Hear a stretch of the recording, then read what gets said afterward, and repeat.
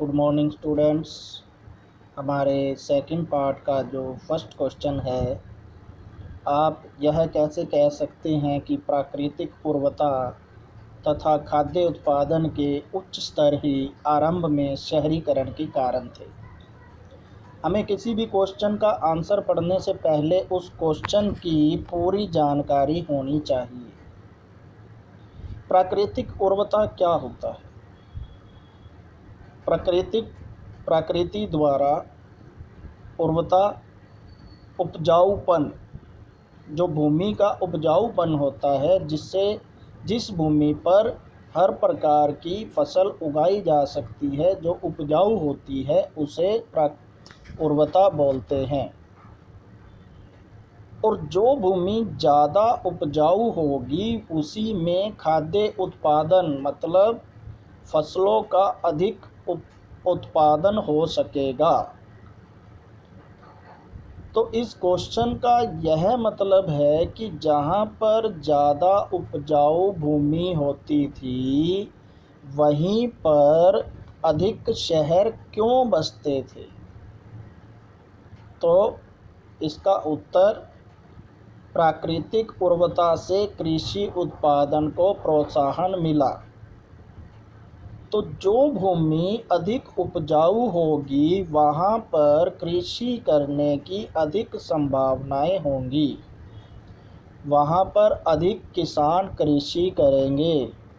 अब किसान कृषि करेंगे तो उनके परिवार भी वहीं रहेंगे, इसलिए वहाँ की जनसंख्या बढ़ेगी। दूसरा पॉइंट है, प्राकृतिक उर्वरता ने लोगों को पशुपालन के प्रति आकर्षित किया। जो किसान उपजाऊ भूमि के पास अपने परिवार सहित रहेंगे, उन्हें अपनी फसल को बाज़ारों में बेचने भी जाना पड़ेगा, जिससे कि वो धन कमा सके। तो इसके लिए वो बैल आदि को पालते हैं। दूध की समस्या को दूर करने के लिए गाय, भैंस, भेड़, बकरी आदि को पाला जाता था। तो इसलिए जो उपजाऊ भूमि होती थी वो उन जानवरों के लिए भी चारे का प्रबंध करती थी। तीसरा पॉइंट है, मिट्टी की उर्वरता शक्ति नवीन व्यवसायों का आधार बनी। इन व्यवसायों से शहरीकरण का आरंभ हुआ। जिस उपजाऊ भूमि के पास अधिक जनसंख्या होगी उनकी और भी अधिक समस्याएं होंगी। खाद्य समस्या के साथ साथ कपड़ा व्यापार आदि समस्याएं भी होंगी। उन समस्याओं की पूर्ति के लिए और लोग भी अपना व्यवसाय वहाँ पर शुरू करते थे। जैसे कि वहाँ पर लकड़ी का व्यवसाय करने वाले लोग, चाय उत्पादन करने वाले लोग, चाय बनाने वाले लोग, कपड़ा बेचने वाले। तो इस प्रकार वहाँ पर अनेक व्यवसायों का आरंभ हुआ और शहरीकरण बढ़ गया। चौथा पॉइंट है, कृषि कार्यों के कारण मानव ने स्थायी जीवन को चुना, जिससे शहरीकरण का विकास हुआ।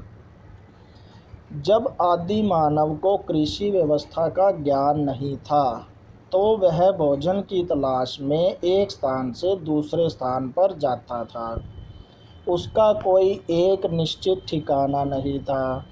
परंतु जब उपजाऊ भूमि होने के बाद वह अपने परिवार सहित रहने लगा तो उसने उसी स्थान को अपना स्थायी निवास बना लिया, जिससे कि शहरीकरण को और बढ़ावा मिला।